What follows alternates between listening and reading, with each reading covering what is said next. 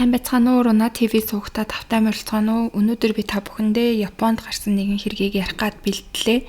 2004 оны 11 сарын 17 оны өдрийн 2 цаг 30 минутанд Японы Нара хотод амьдардаг 28 настай эмэгтэй гэрлүүгээ яаран алхаж байлаа. Учир нь энэ цагийн үед ихэнхдээ 7 настай охин нь хичээлээ тараад гэртээ ирчгээд ээжигээ хүлээж байдаг байсан. Тэрээр үүдний хаалгаа онголгоод ээж нь ирлээ гэж дуудсан. Гэвч төсөөснөөс нь эсэргээр гэр дотор яг л хоосон юм шиг нам гүн байсан. Түүний охиныг тухайн үед бага сургуулийн 1-р ангийн сурагч Арияма Кайдэ гэдэг бага ангийн хүүхэд учраас өдрийн 1 цагийн үед гэртээ харих хуваартай байсан. Кайдагийн сургууль нь гэрээс нь хүүхдийн алхаагаар алхахад ойролцоогоор 30 минут орчим яваад хүрдэг байсан. Тиймээс ээж нь 1 цаг 40 минутын үед охинтойгоо нэг удаа утсаар ярьснаа сандаг. Тэр үед Кайдэ маш сэргэлэн хоолоогоор ээжээ би одоо гэрлүүгээ явж байна. Талбай дээр өнөөдөр тоглож байгаад жоохон оройтчихлоо. Одоо гэртээ очиод дугуугаа уннаа гэж хэлсэн. Гэтэл одоо өдрийн 2 цаг 30 минут болж байсан ч гэсэн охин нь гэртээ ирээгүй байсан. Кайдэгийн хувьд 6 хоногийн өмнө буюу 2004 оны 11 сарын 11-нд түүний 7 дахь насны төрсөн өдөр болсон.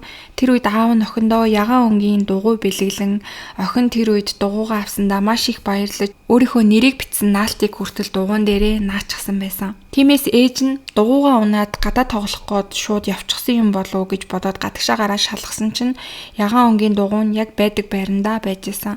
Тэр мөчөөс эхлээд ээж нь төгшөж хөршүү дээрээ очин хөршүүдээсээ хайж эхэлсэн. Гэвч хинийдч байгаагүй, хаан ч охин нь байгаагүй.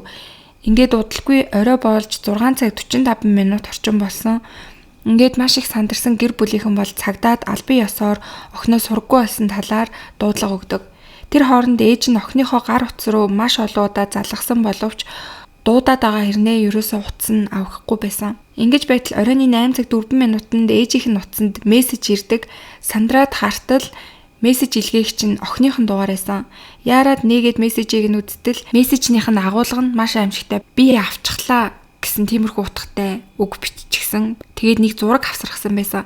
Тэр зурган дээр би энэ сул унжсан хөвтөж байгаа бололтой Кайдэ харагдсан. Энэ мессежийг аваад бол гэрийнх нь маш их айсан. Тэгээд залгсан боловч юус уцаа авахгүйсэн. Тэгж байгаа шөнийн 11 цаг 45 минутанд охины утаснаас дуудлага ирсэн. Аваад сонстол нөгөө тал нь юу ч хэлэхгүй байж ээжээснаа тасалчихдаг. Дараа нь 3 минутын дараа дахиад дуудлага ирсэн. Энэ удаад танихгүй эрэгтэй хүний дуу сонсогдсон. Тэр хэлэхдээ миний буруу гэж хэлээд утсыг таслаад хайчихдаг. Ээж нь даруй буцаага залгасандээ утсанд энэ удаад бүр унтарчихсан байсан. Эцэг эхийн сэтгэл бол бүр маш их шаналж айж түгшиж эхэлсэн. За тэгээ яг энэ шөнийн 00 цаг 06 минутанд Нарагийн цагдаагийн газарт өөр нэг дуудлага ирсэн байсан. Энэ нь тариан талбай хажуугийн шуудуунд нэг охин хөвтөж байна гэсэн дуудлага байсан. Ингээд цагдаа нар бол тэр газар руу яаран очиход энэ газар нь Кайдэгийн сургуулиас тийм ч хол биш, хүн ихтэй орон сууцны бүсээс жоохон зайтай хүн сэрэг байдаг нэг тийм газар байсан. Цагдаа нар яаран очиод шалгаж үзэхэд харамсалтай нь тэнд хөвтөж байсан охин Кайдагийн цогцос болох нь тодорхой болдог. Охин тухайн өдөр сургуульдаа өмсөж явсан хувцастайгаа байсан. Гэхдээ цүнх болоод гар утас нь бол охины биед байгаагүй. Шүүх хэмжлэгийн дүгнэлт дээр үхлийн шалтгаан нь живэлт усанд живж нас орсон байна гэж тогтоогдсон. Гэвч цогцос байсан шуудуунд баг ус урсдаггүй шахуу тийм шуудуу байсан. Хэрвээ яг тэр газарт живж нас орсон бол уушигнаас нь шавар мэт хольц гарах ёстой. Гэтэл задлан шинжилгээгээр бол тийм зүйл огт илрээгүй. Тиймээс мөрдөгчд охиныг өөр газар живүүлээд энд авчирч хайсан байх магадaltaй юм байна гэж үздэгсэн.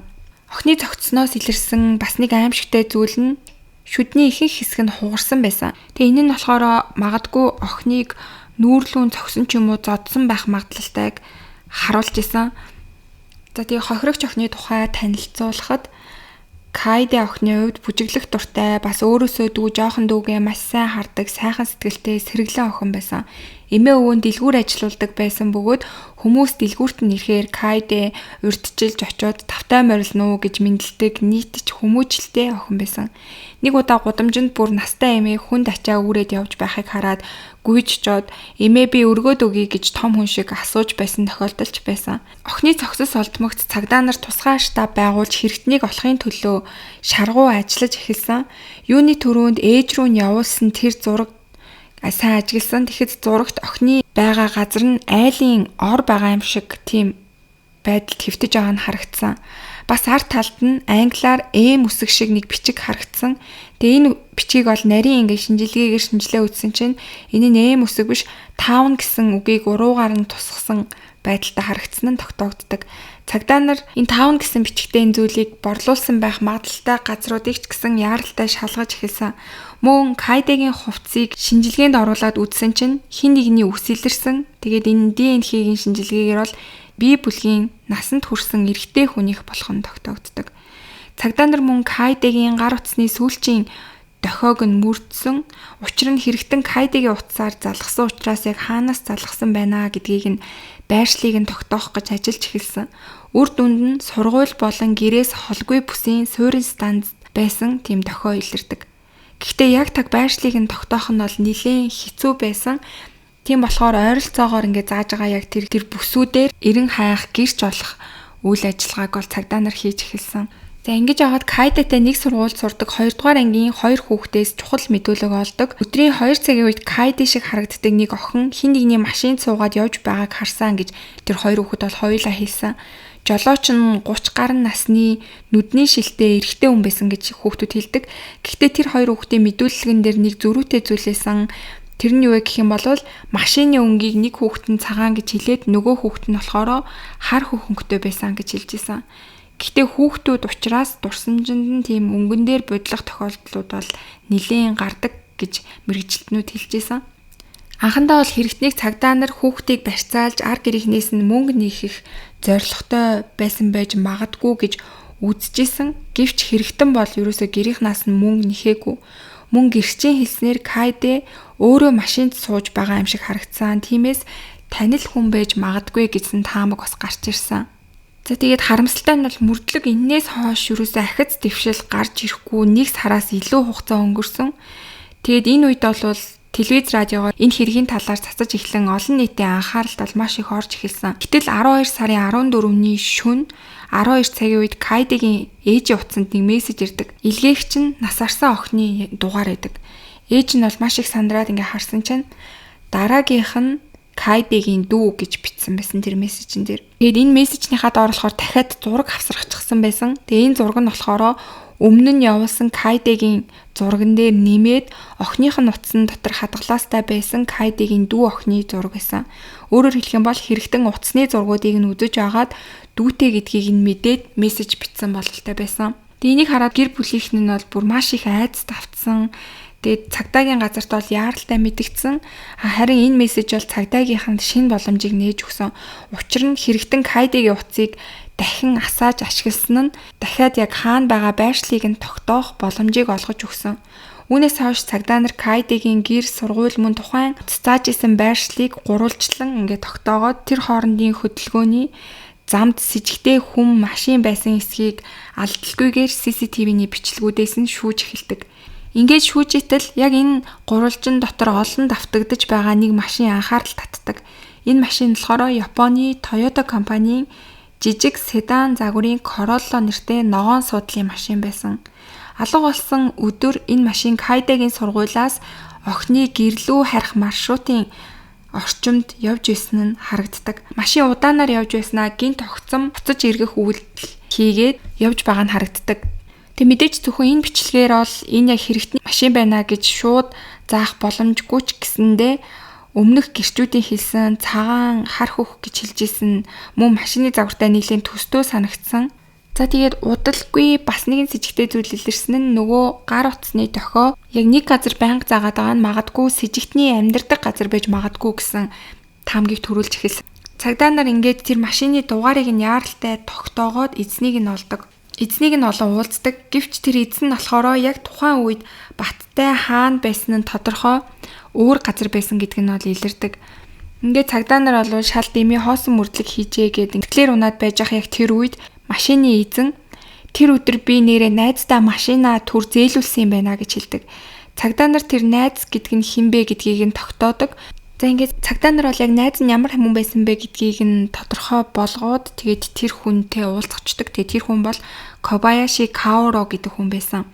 Тэр хүн 36 настай эрэгтэй энэ бүсийн нэг сонины газарт хүргэлтийн ажил хийдэг тийм эрэгтэй байсан. Цагдаа нар түүний ажилдаг сонины газарт очиж шалгаж үздэг. Тэгтэл сонины газарт ороход л тухайн өдрийн сонины нүүрэн дээр Нарагийн бага ангийн охины аллагын хэрэгтнийг баривчлах төхөж байна гэсэн утгатай маш том нийтлэл гарсан байсан. Өөрөөр хэлбэл мөрдөн ажиллагааны мэдээлэл яг тэр хүний ажилдаг хэвлэл дээр маш их мэдээлэгддэг байсан гэсэн үг байна. Кобаяши сонинд хараадаг хүн учраас үүнийг бол ер нь байн хараад ажиллаж исэн байх магадлалтай байсан. За яг ингэж байж итэл сонингийн газарт нэг хүн орж ирсэн. Тэр хүн бол сонингоо тараачаад буцаад орж ирж исэн сэжигтэн Кобаяши өөрөө байсан. Цагдаа нар түүнийг тэр даруй сэжигтнэр баривчлаад мөрдөн байцаалтаа эхлүүлсэн. Тэгээ мөрдөн байцаалт хийж явах явцдаа түүний гэрт очиж нэгжлэг хийдэг. Тэгтэл маш аимшигтай зүйлсүүд гэрээс нь гарч ирсэн. 100 гаруй порно бичлэг, охидын дотуур хувцас ба 80 гаруйдын тийм хувцас мөн нүцгэн эмэгтэй хүний хүүхэлдээ зэрэг гарч ирсэн байгаа. Тэгээ энэ нь бол түүнийг бэлгийн гаж сонирхолтой гэдгийг нь шууд харуулж исэн. Мөрдөн байцаалт гүнзгийрэх тусам түүний өнгөрсөн амьдрал нийл болсон. Кобаяши 10 настай байхад нь ээж нь дүүгэнд төрүүлж байх үедээ нас орсон.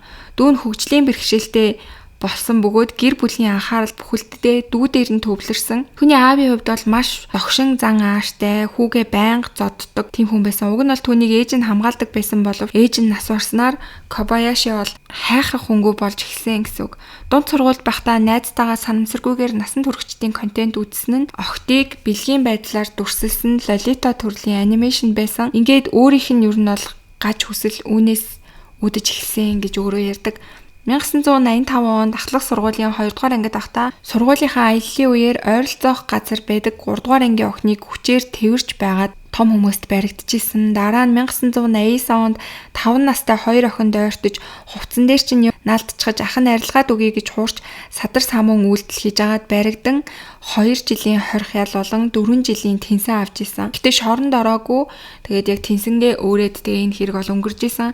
Тэнсэнгийн хугацаанд буюу 1991 онд дахин 5 настай охинд садар үйлдэл хийж агаад тэр хүүхдийг уйлахад амийг нь хүчээр дарж гэмтэл учруулж исэн. Тэгээ энэ хэрэгээсээ болоод 3 жилийн ял аваад шоронд 3 жил хоригдчихсэн. 1995 онд суллагдаад сонин тараах ажил хийж эхэлсэн байсан. Ингээд өглөө эрт сонин тараах ажлаа хийж явж байхдаа айлуудын угаагаад хатаагаад өлгчгсөн байгаа охтуудын дотуур хувцас, дүрм хувцас зэргийг хулгайлжтай авчиж тавьдаг байсан нь ингэж илэрсэн. Тэгээ гэрт нь бол бүр маш олон хүүхдийн хувцснууд байсан. За ингээд цаг хугацаа өнгөрч 36 настай болсон хэрэгтэн Кайдегийн хулгайлагдсан газрын ойролцоох сонины газарт мөн л хүргэлтийн ажил хийж исэн.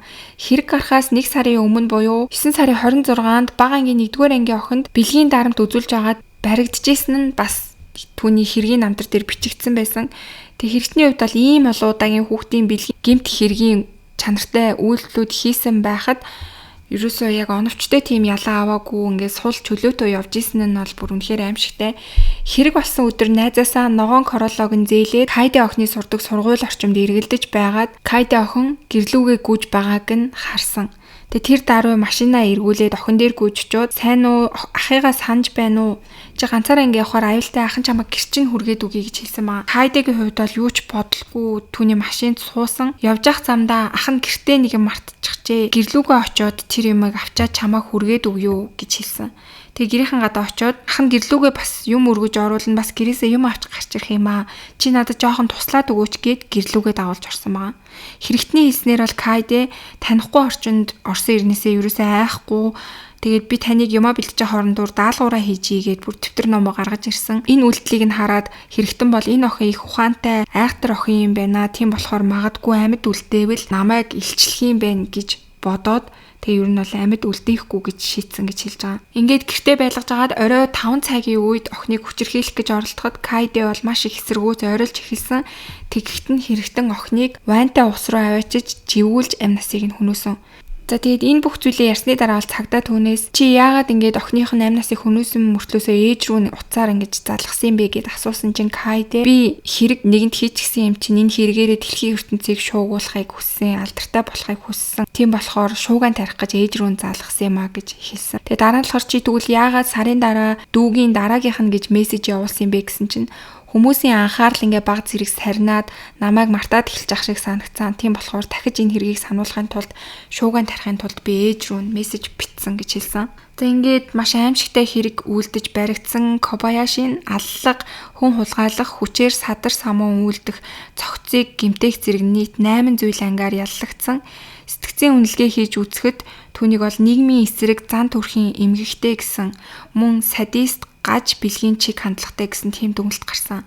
Эцэст нь 2006 оны 9 сард Нарагийн шүүх Кобаяшид цаазаар авах ялыг оноосон. Цаазаар авах ял сонссон Кобаяшигийн хувьд бол шүүхийн танхимд алхаж байхдаа хүмүүс рүү харж инээмсэглээд бүр гараараа даллан жижигхэн дохионуудыг хүртэл илгээж исэн. Энэ нь бол бүр үнэхээр хийсэн хэрэгтэй гимшгүй ухаарахгүй байгаа гэдгийг бол шууд харуулж исэн. За ингээд эцэст нь 2013 оны 2 сард Осакагийн хорих ангид түүний цаазын ялыг гүйцэтгэж за ингээд бол маш аимшигтай гаж гэмт хэрэгтэн эцэст нь цаазаар ахуулсан. Хэрэг гарснаас хойш бараг 20 жил өнгөрөөд байж ах үед буюу 2023 онд Кайдгийн аав дурсамж ном гаргасан. Тэгээд тэнд охин нь сургуй болж нас барж гэмт хэрэгтнийг барих хүртэлх тэр бүх шанал зовлонгийнхоо тухай бичсэн байсан. Тэр одоо хүртэл охиноо хамгаалж чадаагүй дээ. Маш их харамсаж амьдэрдгаа гэдгээ бичсэн байсан. Мөн Кайдагийн хэрэг хүмүүсийн ой санамжаас мартагдахгүй байгаасай гэж хүссэн. Эцэст нь аавынх нь хэлсэн нэг үгийг хэлээд тэгээд өнөөдрийнхөө хэргийг дуусгая. Тэр хэлэхдээ гуниг өвдөлтийг цаг хугацаа шийдэж өгдөггүй. Дахин хүүхдүүд хохирохгүй тийм сайхан нийгэм ирээдүй бий болоосой гэж чин сэтгэлээсээ хүсэж байна гэж хэлсэн байдаг. Ингээд өнөөдрийн та бүхэнд бэлтгэж хүргэсэн хэрэг маань маш аимшигтай, гунигтай ийм хэрэг байлаа. За тэгээд та бүхэн бас энэ хэргийг сонсоод жоохон хүүхдүүдтэй танихгүй хүний машинд сууж болохгүй, танихгүй хүнийг хамаагүй дагаж болохгүй ч юм уу тэр талаас нь бас сайн багаас нь анхааруулж ойлгуулж ах хэрэгтэй байх гэж би бас бодож байна. Тэгээ та бүхэн бас өөрсдөө төрж байгаа сэдвүүдээ комент хэсэгт бичээд хуваалцаарай. За тэгээ сувг дээрээ бас лайк, subscribe дарахаа битгий мартаарай. Тэгээ удахгүй эргээд дараагийнхаа дугаараар уулзцгаая.